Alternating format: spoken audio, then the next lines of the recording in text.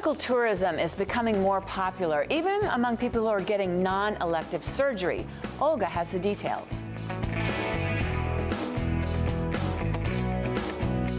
Having surgery can be serious enough, and add to that worry, accessibility and rising medical costs. But many patients are now flying abroad for their surgery in order to save money.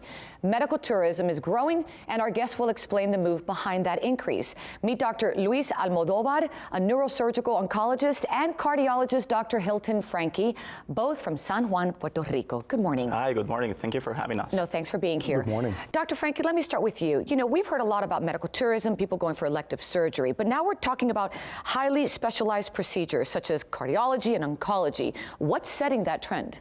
Well, in some parties, something about accessibility to the care that you can get here in Puerto Rico. In the mainland areas that you cannot get an electrophysiologist, which is my specific specialty, and we have that readily available with a backup of a full cardiovascular care system. And doctor, what are you saying?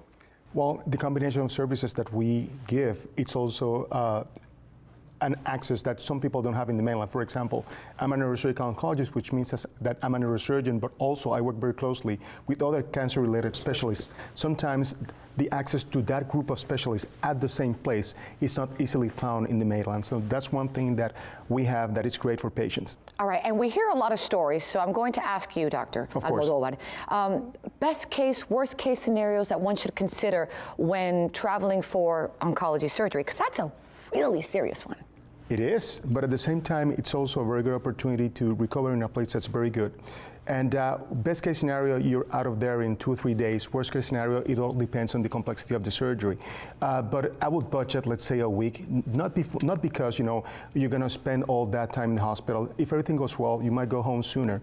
But it also allows you to have a full recovery and see me post-op and make sure that the wound looks okay, that everything is okay, and then you can go home. And what about with medical technology constantly changing? You got to consider that too, right?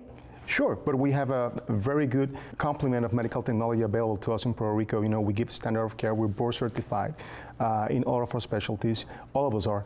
And we have all the latest technology for radiosurgery, for radiation oncology, neuronavigation in the OR, intraoperative monitoring for taking out tumors. Even I operate on people awake, which is great.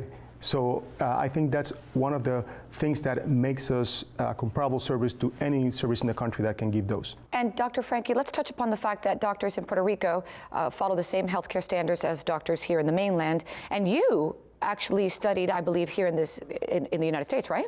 Yes, under Tufts University in Massachusetts. Massachusetts. So we have to follow the same guidelines, and we are accredited by the same institutions. So our medical schools are accredited by the medical schools here in the United States. And we take the same board examinations. So it's pretty much the same system that we have to follow, the same standards. And the same thing that I asked Dr. Almodovar, a lot of patients are traveling also to Puerto Rico and abroad for heart surgery. So anything that one should consider before doing something like that? Yes, when you're going to get heart surgery, that's a very serious procedure to have. So you want to make sure that you are going to a program that's very well established, that it has full support in all areas. It's not only the doctor who is going to be operating, but you need high volume, because the higher the volume, the lower the incidence of complications there will be.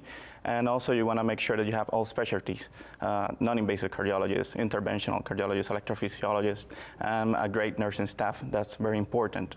And doctors, I'm going to ask you both this question because, again, we have to reiterate, you don't even need a passport to get to Puerto Rico. It is part of this country, for goodness sake. And what feedback do you get from patients when they leave? They like it. They love it. They love it. The thing is, for example, they don't feel that they have sacrificed any kind of quality. For example, I trained at MD Anderson Cancer Center in Houston, and then I went to practice in Puerto Rico. And I was well taught, and I was there in Puerto Rico to deliver the services for them. So I think that they feel pretty satisfied, and that's great for us, and that's great for the patient too. And doctor, let's also talk about the fact that the prices are much different. It's definitely more affordable than here in the mainland. You can get the same quality, the same services for half the price that you can get here. So that's special. Definitely, especially, for example, for people with brain tumors, taking the tumor out is only part of the story. And that means that the difference that you get from having the procedure done at a lower price also means that you save on the other treatments as well. So it's an amazing story for them. And doctor, for our viewers out there who'd like to look into maybe going abroad and doing a surgery in Puerto Rico, what's the website? starhealthcarepuertorico.com. Thank you so much for your time. Dr. Franqui, you as well. Thank you. Again, the website is starhealthcarepuertorico.com. You can also visit our website, thebalancingact.com. More information there as well.